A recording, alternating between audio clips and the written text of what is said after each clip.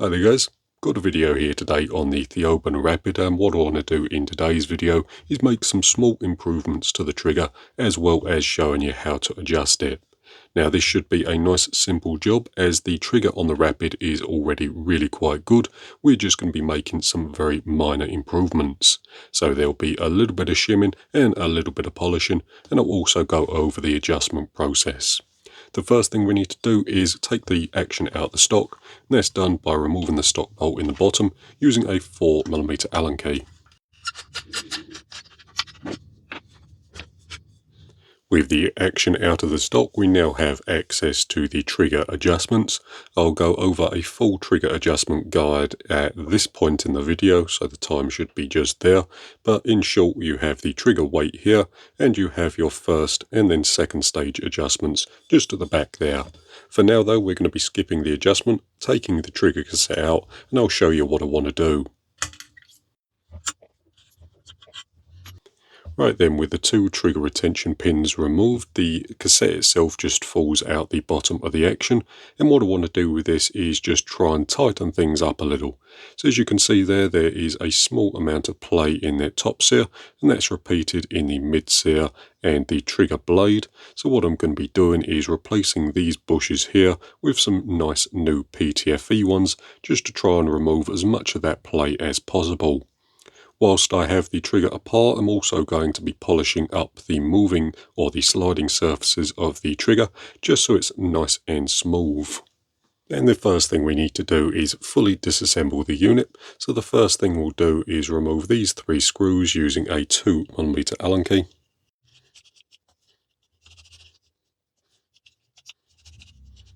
And with that done, we can now remove the top cover, so just this piece here. Put that nicely over to one side. Then we can take a quick look at the trigger. So when the rifle is all built up and working as it should, when we cock the rifle, we bring the hammer over this piece here. It latches on this back edge here. Then the hammer spring forces the trigger sear forward and down. What that does is latch the top sear against this mid sear, so when the rifle is cocked it looks something like that. Then as we pull the trigger, you can see that the back end rises there, moves that front edge forward, and then once we get to the point at which the rifle fires, the sear drops down and the hammer flies forward.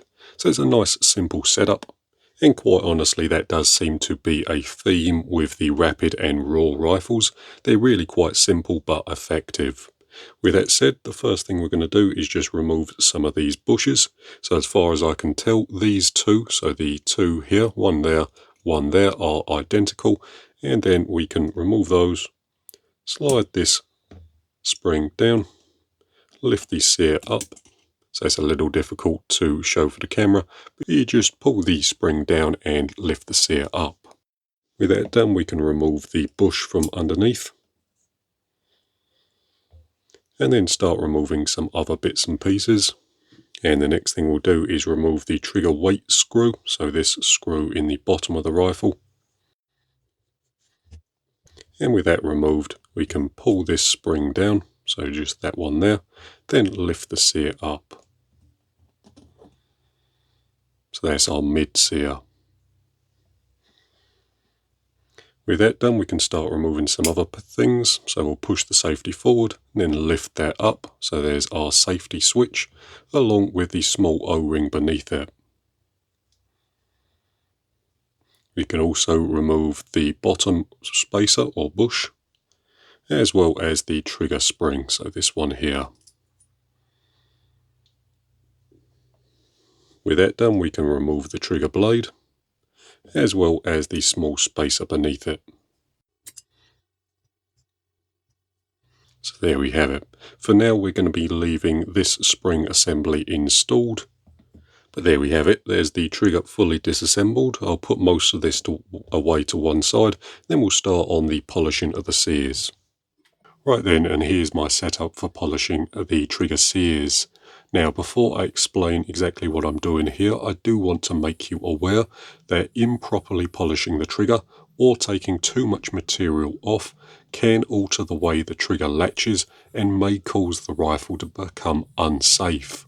Triggers are designed in a very specific way, and removing the wrong amount of material off the wrong place can cause them to go off unexpectedly.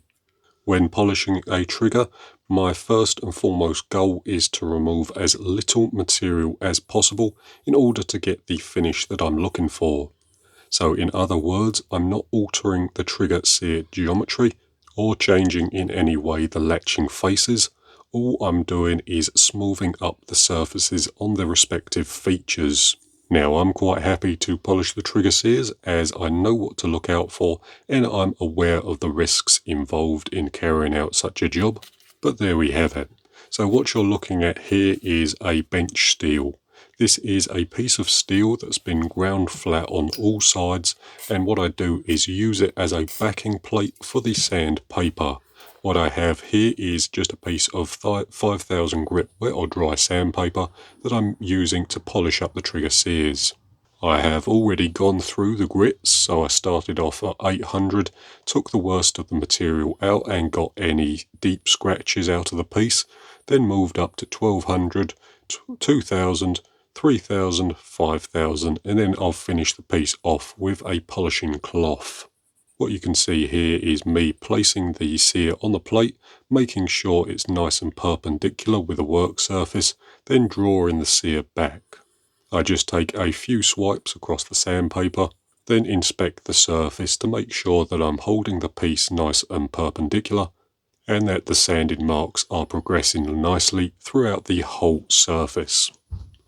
This piece here has a subtle curve to the front of it, and I'm just mirroring that by moving the part as I draw it back. Once you get the feel of it, it's a fairly easy job, but as you can see here, I'm taking 2 or 3 swipes, then checking the surface. I'm not trying to remove tons of material, I've got a light amount of pressure on the sear, and I'm just doing the work nice and carefully. With that said, that's pretty much the operation. I've got a few surfaces to polish up, so I'll get them all done, then bring you back when we're reassembling the trigger. Right then, so the next thing we'll do is rebuild the trigger cassette. So to start off with, I'll just show you all the faces that I ended up polishing. So on this component here, I polished this top edge along with this back edge, as well as this front face, and then the bottom face as well. They look a little strange as they have a small amount of moly grease put over the faces. That was only done on this front edge and this bottom edge. This back edge was left dry as we don't want any grease or anything like that in the hammer well. Up next was our mid sear, and this one here I ended up polishing this top edge as well as this back edge. Again, putting a small amount of moly grease on the components after I had finished. And the next thing I'll show you is just that I've gone ahead and replaced all of the original, I think these are nylon bushes, with new PTFE ones. When everything's buttoned up, it's nice and tight, although all the components can move nice and freely. With that all said and done, we can get on with rebuilding the cassette. The first thing we're going to do is take this trigger return spring and add this just in that hole there, so making sure that the spring is set just like so. The next thing we'll do is take our trigger blade, this component here, add a small amount of moly grease to the internal hole, then add that to this pin here, just like that. Up next we can add the top bush to that, and we can get the safety installed. Now this goes on nice and simply. I'm just going to hook that in position, moving the safety all the way back for now. Then we can use a set of tweezers to lift this spring up, pull the safety forward, then hook the spring into position. We're not going to be touching the safety just for now. What we need to do is get our next sear in position, and that will act as the stop for the safety. The next thing we'll do is just add a small amount of moly grease to this hole here, and get that sear hooked into position.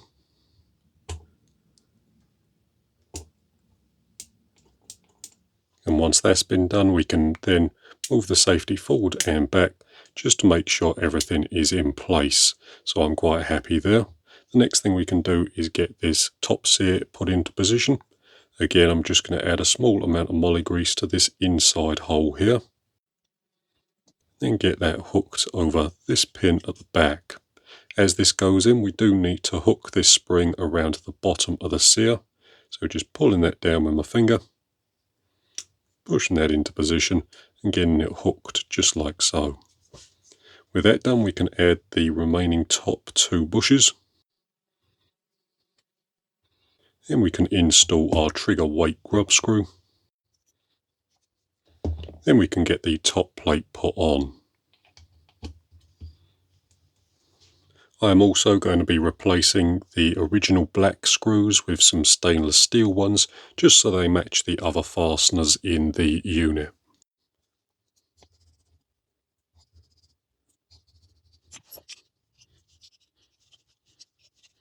And there we have it. So I've gone through, made sure all the components spring back nicely and that there's no binding or anything like that. All the components move and there's very little play in the components themselves. So most of that's been removed using the bushes. With the trigger rebuilt, we can now get that installed into the rifle. That's nice and simple to do. What we need to do is line these 2 holes up with these 2 holes in the side of the block. What I like to do is get the forwardmost hole lined up first, push the pin through, then take the second one, pushing up the trigger, and putting the second pin through. Once that's done, the pins shouldn't fall out from the action. They are retained nicely. Just make sure that they're not sticking out from the side of the action, as if they are, it will be a little difficult to get the action back inside the stock. Right then, on to trigger adjustment, and quite honestly, the raw or rapid trigger is one of the easiest triggers on the market to adjust. You have 3 screws and it's quite hard to mess it up. So to start off with, we have the trigger weight screw at the front here. This is adjusted using a 2.5mm Allen key. Going in with this screw increases trigger weight. Coming out with this screw decreases trigger weight. The only thing I'll mention about this screw here is that be careful not to wind it too far out, as if the screw is too far out, sometimes the rifle won't latch when you go to cock it. With that said, the other 2 adjustments we have are in the back of the trigger blade. This one here is our first stage adjustment. This one here is our second stage adjustment.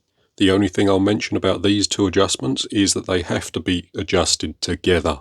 So what I mean by that is if you want to take out some of the first stage travel, you would simply need to wind this forwardmost grub screw in slightly.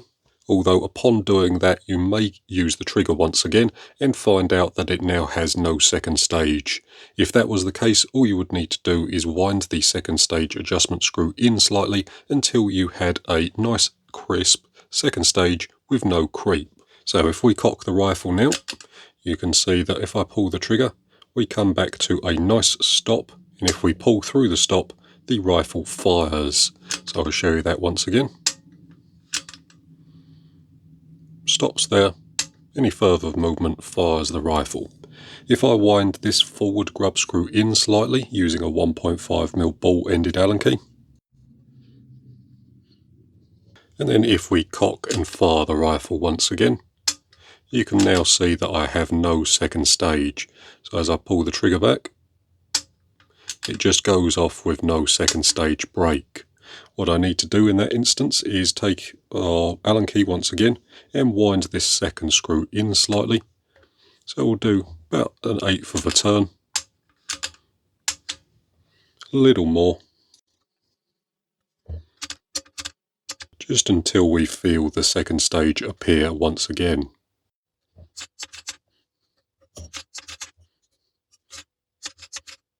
And there we have it. After about half a turn of adjustment, we have our first stage travel. We come up against a stop once again. Then any further movement fires the rifle. If you found yourself having a really creepy second stage, what you would need to do is wind this grub screw out. So if I wind that in, we'll go in half a turn, then we'll cock the rifle, fire it once again. You can see there I come up against the second stage stop, but we do have a bit of movement before the rifle fires. So again, second stage stop is there.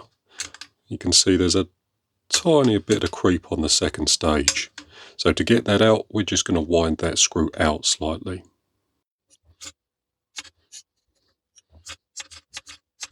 That feels pretty good to me there. So I'll just recap that very quickly. That front grub screw there controls trigger weight. Winding that in increases trigger weight, winding it out decreases trigger weight. We have two adjustments in the back of the blade.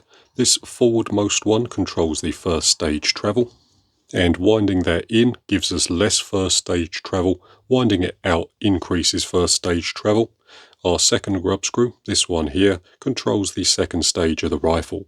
So if you can't feel a second stage to your trigger, try winding that screw in. And if you can feel a second stage and it's a bit creepy, you can wind it out. With that said, what I'm going to do is spend a little bit of time adjusting the trigger, then I'll put the action back in the stock and we'll get the trigger weight gauge out. Right then, so I've spent about 10-15 minutes with the trigger and I've got it exactly where I like it. I've got a nice short first stage, a nice crisp break to the second, and it's incredibly light. With that said, we'll get the rifle cocked. The rifle is unloaded and pointed in a safe direction. We can then take our trigger weight gauge, turn that on. Try and get the glare off for you.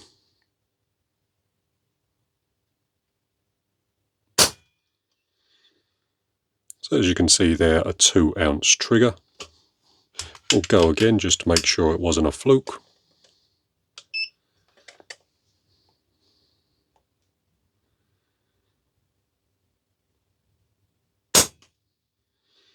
.1 ounces, so it's around a 2-ounce trigger.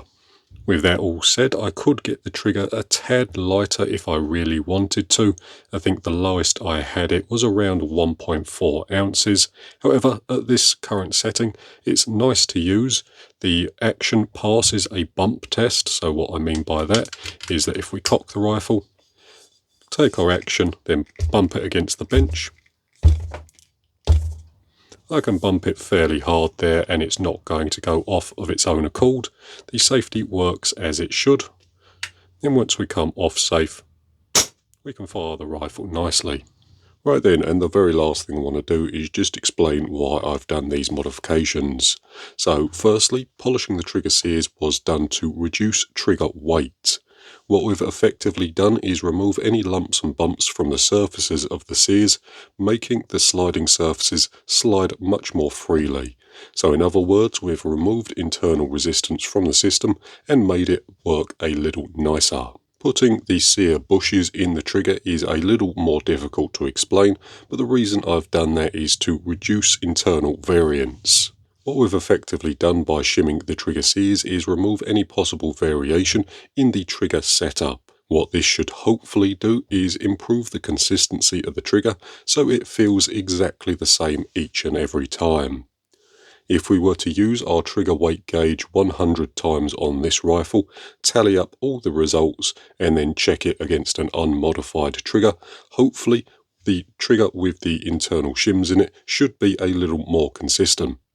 Now with that said, the trigger on the Rapid and the Raw rifles is already very good, so there's not going to be a night and day difference between this one and a standard rifle. My personal goal with this particular rifle is to make it the very best it can be, so the trigger is the first step on that journey. I'm going to be working my way through the rifle, making a series of small internal changes to it to try and get the very best out of the rifle. But with that said, that's job number 1 done, so that's the trigger complete. Our next video on the Rapid will probably be either the regulator or shimming the cocking arm and pellet probe, but that'll come at a later date. For now though guys, that's pretty much it for this particular video. Thank you very much for watching. I hope it's been interesting or useful, and I'll see you in the next one.